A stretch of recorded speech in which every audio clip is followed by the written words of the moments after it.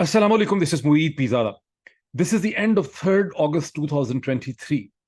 रात के 12 से ज़्यादा का वक्त है पाकिस्तान में। हकीकत पाकिस्तान में 4 अगस्त 2023 का आगाज़ हो चुका है और इस स्टेज के ऊपर ये जो 3rd अगस्त की जितनी पॉलिटिकल, लीगल और इंटरनेशनल डेवलपमेंट्स हुई हैं, उनको मैं क्विकली सम अप करना चाहता हूँ।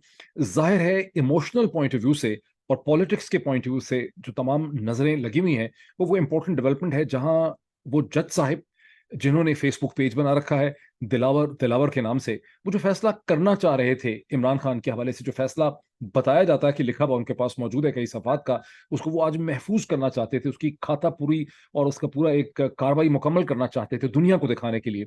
वो कार्रवाई मुकम्मल नहीं कर सके। इसकी क्या वजह है?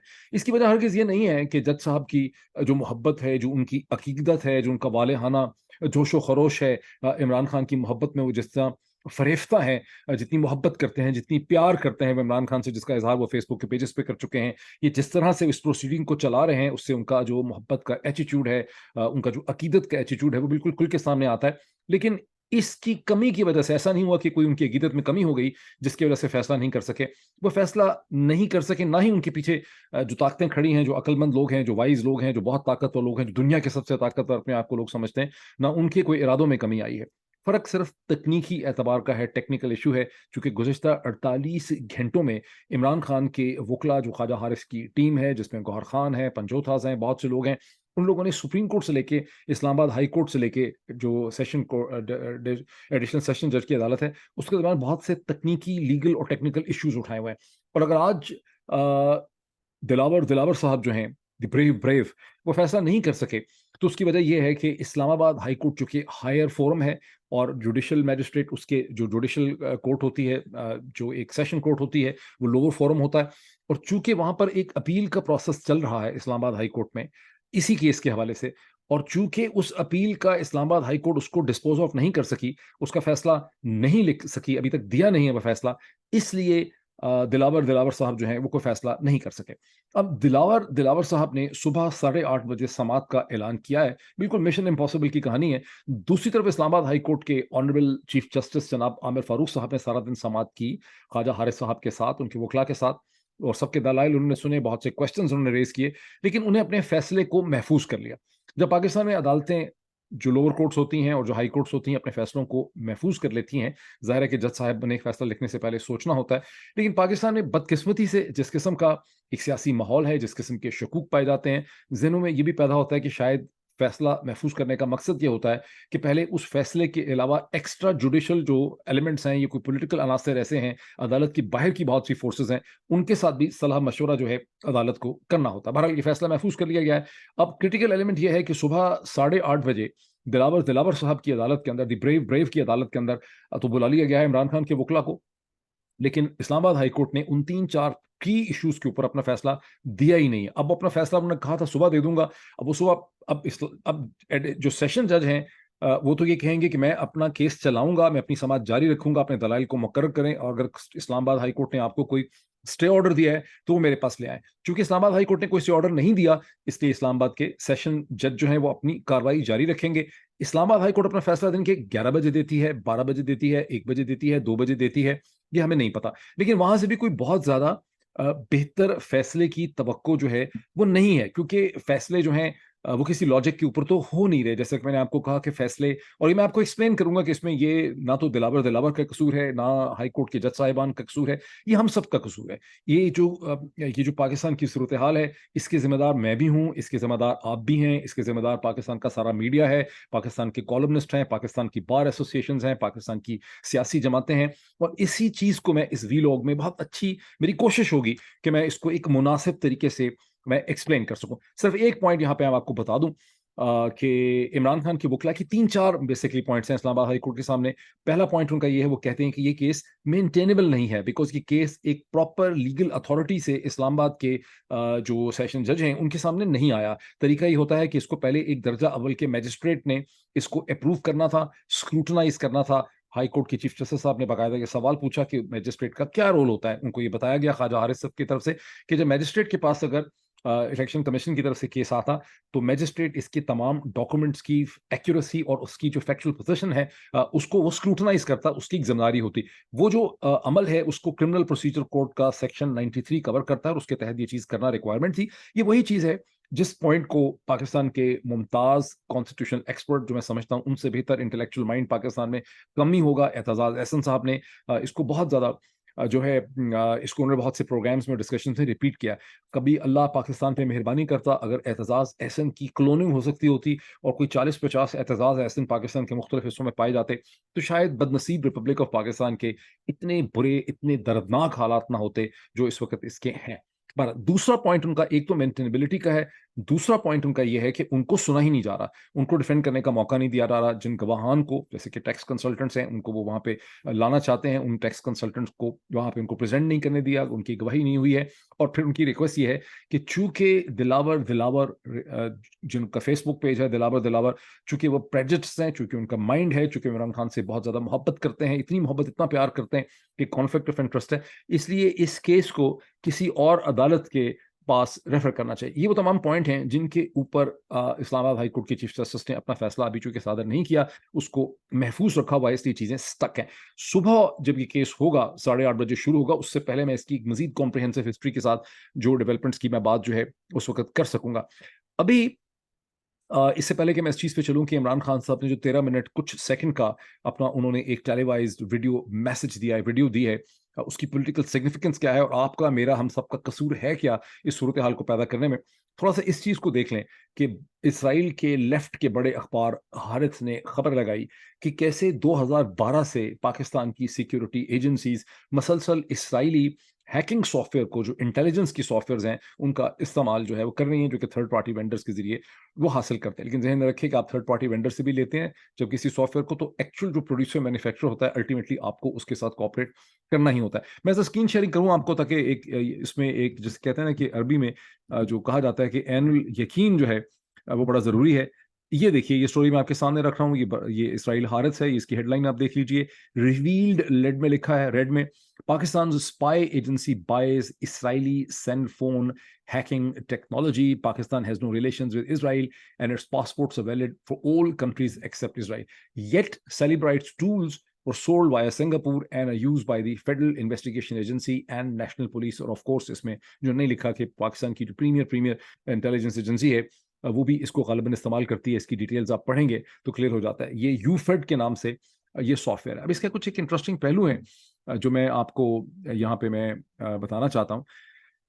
हमारा जो सिक्योरिटी एपरेटस है वो अपने हायर इंटरेस्ट में, ये जिसको so called higher national interest कहते हैं, कोई भी चीज करने को तैयार है, उसके रास्ते में कोई कदगन कोई रुकावट नहीं होती। अगर मेरी तरह का कोई सहाफी जिसके पास ब्रिटिश पासपोर्ट है और मैं अमेरिका में रहता हूँ, मैं यहाँ से कहूँ कि मैं तल अवीव जा रहा हूँ, वहाँ इसराइली जर्नलिस्ट, पॉलिटिशियंस, उनकी सिविल सोसाइटी और उनके एकेडमिक्स के मैं इंटरव्यूज करूंगा, उनसे मिलूंगा और सूरत हाल को समझूंगा, जो कि मेरा इंटरेस्ट है, क्योंकि मैं लिखना चाहता हूँ, किताबें लिखना चाहता हूँ, तो फौरी तौर पर हमारी जो रियासत ने जो बहुत से डड्डू, मेंढक और कॉकरोच पाले हुए हैं मुख्तलिफ जगहों के, वो फौरी तौर पे एक मेरे खिलाफ फायर खोल देंगे। वो कहेंगे ओह पता चल गया जनाब, ये तो इसराइली एजेंसी का पेड था, इसको तो इमरान खान ने 19 करोड़ पता नहीं 56-75 लाख नहीं दिए हुए थे, बल्कि इसको इसराइलियों ने 19 अरब रुपए दिए हुए थे। ये तो इसराइल का एजेंट था, पाकिस्तान में काम कर रहा था, तोबा तोबा, उफ अल्लाह, खुदा का खास्ता, पता नहीं क्या क्या। वो सारा कुछ जो है वो फौरी तौर पर एक गल्लाजत का ढेर जो है वो खोल दिया जाएगा। ये जो गल्लाजत का ढेर खोल दिया जाएगा, जिसको आप सब ने और हम सब ने हमेशा इसको तस्लीम किया, ये पहले हमारा गुनाह नंबर 1 है पाकिस्तान के लोगों को बेवकूफ बनाने के लिए, उनको शादोलों की चुइयों में कन्वर्ट करने के लिए, पाकिस्तान के रियासती अदारे जो हैं लोगों की इंटेलिजेंस को, उनकी क्रिएटिविटी को कुचलने के लिए ये सारा प्रोपेगेंडा करते हैं। पाकिस्तान में खुद इसराइल के साथ डील करने को तैयार है, लेकिन पाकिस्तान के लोगों को मसलसल उनके अंदर इसराइल के लिए जहर भरा हुआ है। हालांकि करें, जरूर करें, आप तो कर लेते ना, फिर डिप्लोमेटिक रिलेशनशिप कर लेते, फिर एंगेजमेंट कर लेते, फिर क्या ये मुनाफकत, फिर ये क्या ड्रामा, फिर ये क्या लेक्चर, फिर ये क्या बातें, क्या पाकिस्तान का फॉरेन ऑफिस, क्या पाकिस्तान की सिविल मिलिट्री ब्यूरोक्रेसी, और क्या पाकिस्तान की पॉलिटिकल एलीट, सारा का सारा ढांचा जो है इस रियासत का वो झूठ के ऊपर खड़ा है। ईंटें झूठ की, उसके दरम्यान में गारा झूठ का, सीमेंट झूठ का, उसके दरम्यान जो तारें लगाई हैं वो सब झूठ की हैं। जिस तरह से भी इसको आप एक्सपोज करें, जिस तरह से मोम का या अगर सी मक्खन की बनाई हुई कोई बिल्डिंग होती है और धूप निकले तो बिल्डिंग पिघल जाएगी, ये रियासत का सारा ढांचा सच से डरता ही इसलिए है। सारे कवानीन बनाए हुए हैं सच को रोकने के लिए, जो 15-16 कवानीन अभी पार्लियामेंट से पास किए गए, ये सब के सब जो हैं बुनियादी तौर पर डिसेंट को, फ्रीडम ऑफ एक्सप्रेशन को, आवाज़ को, मीडिया की, सोशल मीडिया की आवाज़ को या लोगों के एक्सप्रेशन को कुचलने के लिए बनाए गए हैं, और उनमें ये भी बू आने लगी है कि शायद ये इलेक्शन कराने का इनका सिरे से मूड ही नहीं है। पर ये तो बात हो गई। Let's come to the points जो कि इमरान खान साहब ने बहुत इंटरेस्टिंग पॉइंट्स उन्होंने शेयर किए अपनी इस 13 मिनट कुछ सेकंड की वीडियो में। दिलावर हुमायूं दिलावर साहब के हवाले से बड़ी इंटरेस्टिंग उन्होंने बात बताई। कुछ बहुत सी बातें जो उन्होंने बताई वो वैसे अब तक आ चुकी हुई थी, लेकिन एक कॉम्प्रिहेंसिव मुफस्सल तरीके से उन्होंने डिस्क्राइब कर दी। उन्होंने कहा कि जब उनको मारपीट के 9 मई को इस्लामाबाद हाई कोर्ट से उठा के गिरफ्तार किया गया, जिसमें रजिस्ट्री ऑफिस के डायरी रजिस्ट्री ऑफिस के लोगों को भी जदोकूब किया गया, इमरान खान के सिक्योरिटी के लोगों को भी मारा पीटा गया, उनके वकला को भी लहूलुहान किया गया, इमरान खान के भी सर में डंडे मारे गए, और उसके नतीजे में एक बहुत बड़ा नेशनल क्राइसिस पैदा किया। तो उनको पकड़ा तो था अलकादर यूनिवर्सिटी ट्रस्ट के केस में, लेकिन जब उनको सिविल लाइन पुलिस लाइंस लेकर गए तो वहां पर बैठे हुए थे जनाब वाला कौन उनसे मोहब्बत करे, क्योंकि इतनी मोहब्बत, इतना प्यार, इतनी शफकत थी जनाब हुमायूं दिलावर साहब की, कि वहां हुमायूं दिलावर साहब अपना खाता लेके बैठे हुए थे, और उन्होंने इमरान खान की वहां जरा करके उनके ऊपर फर्द जुर्म आयद कर दिया, जबकि इमरान खान को कि पता भी नहीं था कि क्या होना है, और ना उनकी वकला ना उनके लीगल असिस्टेंट कोई उनके साथ नहीं था। और वहां पर पुलिस की मौजूदगी में पुलिस लाइन में एक गिरफ्तार शख्स जो है Imran Khan, former prime minister, उसके ऊपर फर्द जुर्म आयद की दिलावर साहब ने, जिन्होंने फेसबुक पेज बनाया है दिलावर दिलावर के नाम से। फिर इमरान खान ने कहा कि अनफॉर्चुनेटली उन्होंने कहा कि जब मुझे जिस तरह से गिरफ्तार किया गया, उन्होंने बहुत तफसील से इसका जिक्र किया, उन्होंने कहा कि मुझे बड़ी मतलब एक डिसअपॉइंटमेंट होती है इस लिहाज से। इस्लामाबाद हाई कोर्ट की चीफ जस्टिस से उन्होंने बहुत डिसअपॉइंटमेंट का इजहार किया जनाब जस्टिस आमिर फारूक साहब के हवाले से, कि किस तरह से उनकी अदालत से मुझे जदोकूब करके गिरफ्तार किया गया उस एक्ट में, जैसे कि सुप्रीम कोर्ट ऑफ पाकिस्तान ने गैर कानूनी करार दिया, लेकिन इस्लामाबाद हाई कोर्ट के चीफ जस्टिस जो हैं उन्होंने उसके ऊपर कोई रिएक्शन, कोई रद्द-ए-अमल नहीं किया, क्योंकि सबसे पहले अगर किसी का रद्द-ए-अमल और रिएक्शन बनता था तो वो honourable chief justice Islamabad high court का ही बनता था। फिर उन्होंने कहा कि मैं इसलिए भी बहुत हैरान परेशान हूँ कि ना तो वो केसेस का फैसला करते हैं, कोई क्लैरिटी नहीं है, ना ही वो अपने आप को इन केसेस से रिक्यूज करते हैं। 2-3 उन्होंने इसमें एग्जांपल दी। उन्होंने कहा कि जब मुझे उठाया गया तो उन्होंने उसके बारे में कुछ नहीं किया। फिर उन्होंने कहा कि टेरियन राइट के केस जो है वहाँ पर 2 जज साहिबान, 3 का पैनल था, 2 साहिबान ने कहा कि केस मेंटेनेबल नहीं है, नहीं बनता, लेकिन आज तक उन्होंने उसका कोई फैसला नहीं किया। आज़म सवाती, सेनेटर आज़म सवाती साहब ने भी उनको रिक्यूज करने के लिए उनको खत लिखा, जिसका उन्होंने कभी कोई जवाब जो है वो नहीं दिया। उन्होंने ये भी एक्सप्लेन किया कि किस तरह से जब मैंने 35 सवालों का 1-1.5 घंटे में मैंने उसका जवाब दिया, तो मैंने कहा कि मेरे टैक्स अकाउंट को यहाँ पे आने दें, बिकॉज़ कोई हकाइक नहीं छुपाए गए, कोई पैसा नहीं छुपाया गया, कोई गिफ्ट नहीं छुपाए गए, और सिर्फ ये कि डिफरेंट फॉर्म्स को डिफरेंट तरह से भरा गया है। ये चीज़ें बहुत क्लियर हो चुकी है कि यहाँ पे कोई चीज़ छुपाई नहीं गई, यहाँ कोई मटेरियल फैक्ट्स हाइड नहीं हुए हैं। सिर्फ ये है कि इलेक्शन कमीशन ऑफ पाकिस्तान के फॉर्म और तरह के बने हुए हैं, फेडरल बोर्ड ऑफ रेवेन्यू के फॉर्म और तरह के बने हुए हैं। फेडरल रेवेन्यू बोर्ड के एफपीआर के जो टैक्स फॉर्म्स हैं उसमें सोर्स पे पूछा जाता है पैसे का। वहाँ इमरान खान के अकाउंटेंट्स ने तोशा खाने की गिफ्ट का जिक्र किया है। चूंकि इलेक्शन कमीशन ऑफ पाकिस्तान में सोर्स नहीं पूछा गया, उन्होंने सिर्फ उनकी मालियत लिखी है। चूंकि वो तोहफे बिक चुके हुए थे उस वक्त, इसलिए उनको वहाँ पे सच एसेट के तौर पे नहीं शो किया गया, बल्कि उनको लिक्विड फॉर्म में पैसे के तौर पे वहाँ पे शो किया गया। और इमरान खान का कहना था कि चूंकि मैं अपने सारे डॉक्यूमेंट 40 साल से यही अकाउंटिंग फर्म जो है, जो मेरे टैक्स अकाउंटेंट्स हैं, यही मेरे टैक्स रिटर्न फाइल करते हैं, वेल्थ स्टेटमेंट फाइल करते हैं, एफबीआर के रिटर्न फाइल करते हैं, इन्होंने मेरे इलेक्शन कमीशन के गोशवारे दाखिल किए हैं, तो मैं चाहता हूं कि वो आके एक्सप्लेन कर दें कि इसकी लीगल टेक्निकलिटी क्या है। तहम उनको जो है उनको एज अ गवाह एक्सेप्ट जो है नहीं किया, और ये चीज़ उन्होंने बहुत अच्छी तरह से एक्सप्लेन की। उसके बाद उन्होंने 2 और चीज़ों की तरफ भी बहुत, जिसकी डिटेल्स में मैं नहीं जाऊँगा, उन्होंने बहुत अपनी परेशानी का इज़हार किया कि जिस तरह से प्रिवेंटिंग काउंटरिंग वायलेंट एक्सट्रीमिज्म का बिल और जो ऑफिशियल सीक्रेट एक्ट का बिल, ये जिस किस्म की बिल है, इनकी जो नेचर है, इनको क्लियरली देख के लगता है कि शायद इलेक्शन नहीं करवाने, और चूंकि इलेक्शन ना करवाने के लिए ताकत का इस्तेमाल करना होगा, डिसेंट को कंट्रोल करना होगा, इसलिए ये कवानीन जो है बनाए जा रहे हैं। इसी तरह से उन्होंने खैबर पख्तूनख्वा के अंदर जिस किस्म के सियासी रुझानात पैदा हो रहे हैं, उसके हवाले से उन्होंने खासी परेशानी का, अपने कंसर्न का उन्होंने इजहार किया। अब मैं आता हूँ उस चीज़ के ऊपर जिसको आप समझें कि रूह है इस वीलॉग की, और मैं चाहता हूँ कि इसको आप गौर से सुने। आप में से बहुत से लोग का दिल चाहता है आप मुख्तलिफ मैजिस्ट्रेट्स को, जज साहिबान को, उनके कैरेक्टर के अंदर उनके फ्लॉज निकालते हैं। कभी कभी शायद मैं भी उसके अंदर शामिल हो जाता हूँ, लेकिन कम, अगर आपने नोट किया हो, मैं यूजली कम इसको कंडेम करता हूँ। मैं करता भी हूँ तो उस लैंग्वेज में, उस फ्रस्ट्रेशन का इजहार मैं नहीं करता। मैं उनकी पर्सनैलिटी डिफेक्ट के तौर पे इसको नहीं देखता, बल्कि मैं इसको एक स्ट्रक्चरल प्रॉब्लम के तौर पे देखता हूँ। स्ट्रक्चरल प्रॉब्लम बुनियादी तौर पर है क्या? पाकिस्तान के ढांचे के अंदर इंडिपेंडेंट डिसीजन मेकिंग की गुंजाइश है नहीं, और अंग्रेजों ने जो ढांचा छोड़ा था उसमें निस्बतन फिर भी 1950s के अंदर इंडिपेंडेंट डिसीजन मेकिंग की कहीं ना कहीं गुंजाइश थी, जहां मुख्तलिफ अफसर, मैजिस्ट्रेट, जज साहिबान जो हैं वो अपना इंडिपेंडेंट माइंड एक्सरसाइज कर सकते थे। इसी तरह अफवाज पाकिस्तान जो हमने ब्रिटेन से इनहेरिट की थी वो कहीं ज़्यादा प्रोफेशनल ऑर्गेनाइजेशन थी as compared to the structure जो हमारे पास है। पुलिस की भी यही सूरत हाल थी, जुडिशरी की भी यही सूरत हाल थी। मैं आपको थोड़ा सा मैं पॉइंट्स अगर आपके सामने रखूं कि जिस मुल्क में मैं हूं, अमेरिका में, इसका कॉन्स्टिट्यूशन जब लिखा जा रहा था, जब इसका कॉन्स्टिट्यूशन डेवलप किया, तो उसमें बहुत से लोगों के नाम लिखे जाते हैं जिनको फाउंडर्स अमेरिका के कॉन्स्टिट्यूशन का या अमेरिका की रिपब्लिक का, जिनको फाउंडिंग फादर्स कहा जाता है। नाम बहुत से हैं, 25 कई दफा नाम लोग ले लेते हैं, लेकिन उसमें से 6-7 नाम जो हैं वो बहुत इंपॉर्टेंट हैं। John Adams, Benjamin Franklin, Alexander Hamilton, John Jay, Thomas Jefferson, James Madison and George Washington जो पहले प्रेसिडेंट भी थे। लेकिन इन 7 नामों को अगर आप भूल जाएं तो 3 नाम बहुत ही इंपॉर्टेंट हैं अमेरिकन कॉन्स्टिट्यूशन के हवाले से, और मैं इनकी सेंस एक्सप्लेन करता हूं क्यों।